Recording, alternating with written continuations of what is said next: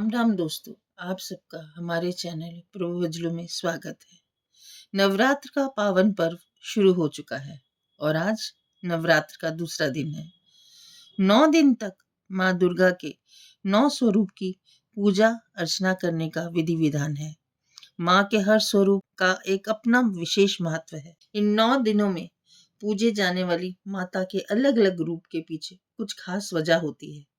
प्रथम दिन माता के शैलपुत्री अवतार की पूजा के बाद दूसरे दिन माँ ब्रह्मचारिणी के नाम की पूजा होगी। नवरात्र के दूसरे दिन माँ ब्रह्मचारिणी की पूजा अर्चना की जाती है। श्रद्धालु जन पूरा दिन माँ की आराधना में व्यतीत करते हैं। कहते हैं कि माँ के दरबार से कोई भी खाली हाथ नहीं जाता। अगर सच्चे मन और श्रद्धा से माँ से जो भी मांगो वे अवश्य पूरी होती है। आइए हम जानते हैं ब्रह्मचारिणी माँ की पूजा विधि। ब्रह्मचारिणी माता की पूजा शास्त्रीय विधि के साथ की जाती है। शुद्धता के साथ पूजन करते हुए माँ को स्नान आदि कराने के बाद अक्षत, रौली, चंदन, धूप, दीप चढ़ाना चाहिए। माँ ब्रह्मचारिणी की पूजा अर्चना में फूल का प्रयोग सदैव करना चाहिए। माता को अड़हुल का फूल और कमल बेहद प्रिय होते हैं। अक्षत, कुमकुम करने के बाद देवी को पंचामृत स्नान कराना चाहिए। दूध, दही, शक्कर, घृत व शहद से स्नान कराने के पश्चात देवी को प्रसाद अर्पण करना चाहिए। कलश देवता की पूजा करने से दोगुना फल मिलता है।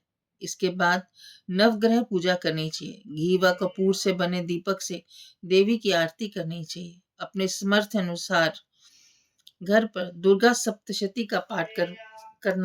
माँ ब्रह्मचारिणी की संपूर्ण पूजा को भक्ति भाव से करने से माँ की असीम अनुकंपा प्राप्त होती है। माँ ब्रह्मचारिणी की आराधना करने हेतु अनेक मंत्रों का उल्लेख संबंधित ग्रंथों में किया गया है। पूजा के समय इन मंत्रों का उच्चारण कल्याणकारी माना जाता है। काम व क्रोध के निवारण के लिए माता के मंत्र को विधि विधान से पूजा करते हुए स्मरण करना चाहिए। मनुष्य जीवन में कई तरह दुख, पीड़ा, दरिद्रता, रोग, भय से ग्रसित रहता है। अंतः इन सभी दुखों के निवारण हेतु माँ के 9 रूपों की आराधना होती है। माँ दुर्गा के दूसरे रूप को माँ ब्रह्मचारिणी के रूप में इस संसार में जाना जाता है। ब्रह्म से आशय है तपस्या और चारणी अर्थात आचरण करने वाली। इसी तरह ब्रह्मचारिणी का अर्थ होता है तप का आचरण करने वाली। माँ का रूप भी नाम के अनुरूप होता है। ये श्वेत वस्त्र धारण किए दाएं हाथ में जप की माला एवं बाएं हाथ में कमंडल धारण करती हैं। माँ दुर्गा का ये रूप भक्तों को अनंत फल देता है। माँ की उपासना से जीवन में तप, त्याग, वैराग्य, सदाचार और संयम में वृद्धि होती है। ब्रह्मचारिणी देवी ने अपने दिव्य तप से राक्षसों के अत्याचारों से मुक्ति दिलाई थी। इसी तरह वे अपने आराध्यों को भी अभिष्ट फल प्रदान करती हैं। इनकी आराधना से जीवन में संयम, आत्मविश्वास, बल और सात्विक बुद्धि बढ़ती है। माता के तप के प्रभाव से जीवन में व्याप्त अविवेक, असंतोष, लालच आदि का नाश होता है। जीवन में उत्साह, धैर्य, साहस का समावेश होता है। मनुष्य कर्मठ बनता है।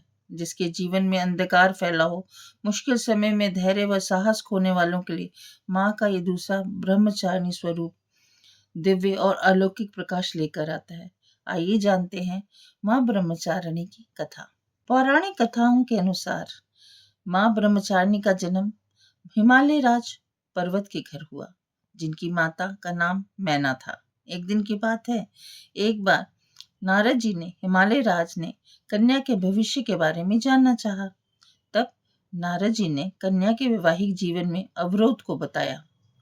फिर मुनि श्री नारद जी ने कन्या के वैवाहिक जीवन की सुगमता व अन्य समस्याओं का निवारण हेतु व्रत तप करने का उपाय बताए।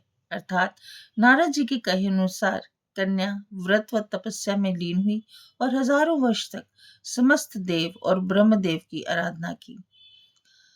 माँ के द्वारा की गई तपस्या का उल्लेख गोस्वामी तुलसीदास ने भी श्री रामचरितमानस में कुछ इस तरह वर्णित किया है।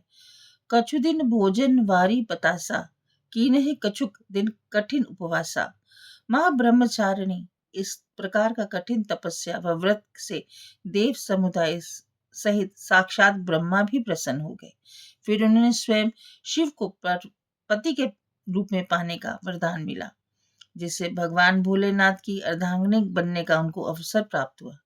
इसलिए इन्हें ब्रह्मचारिणी के नाम से पूजा जाता है। दोस्तों, पूजा अर्चना करने के बाद आप माँ से क्षमा प्रार्थना जरूर कीजिएगा, क्योंकि पूजा करते हुए हमसे कुछ ना कुछ भूल चूक हो ही जाती है। माँ ब्रह्मचारिणी आप सबके जीवन में संयम और खुशियों का समावेश करे। जय माता दी।